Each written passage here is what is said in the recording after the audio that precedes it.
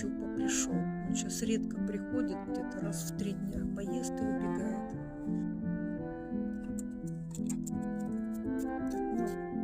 Что ты так решительно?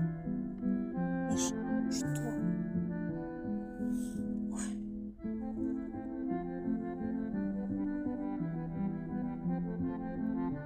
Вообще никого не боится.